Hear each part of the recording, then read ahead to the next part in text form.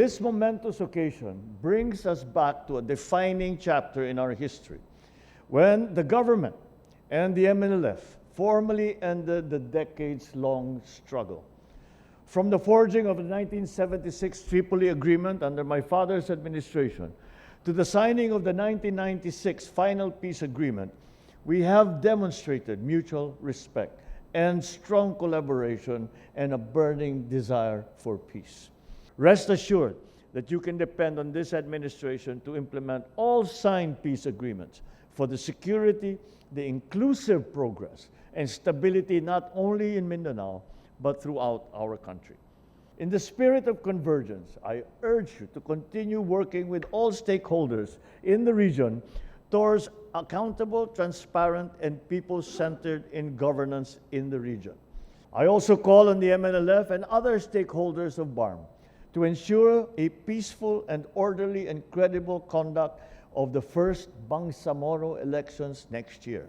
This landmark, the election of the members of parliament that will occur next year, is as important a landmark as the signing of all of the peace agreements.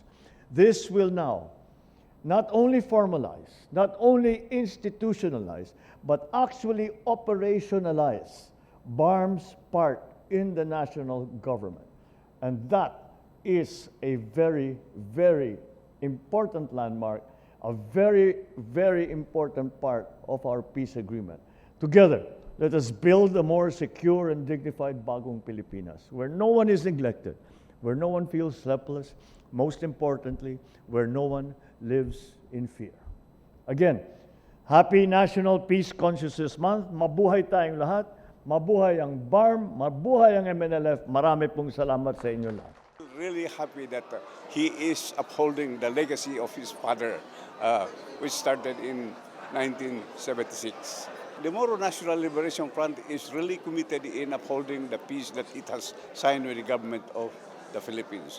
And more so with our observation that the government under Ferdinand Marcos Jr. is committed in upholding the signed agreements that we have signed. In the forthcoming Bangsamoro election in 2025, the Moro National Liberation Front, through our party that we have set up, which we call the home, the political home of all Bangsamoro, will participate aggressively and peacefully so that we can continue in the implementation of the peace process. Well, what we understand of the Bagong Pilipinas is a new setup, a new brotherhood, and a new peace and new cooperation, new Filipino, one Philippines under the leadership of President Ferdinand Marcos Jr.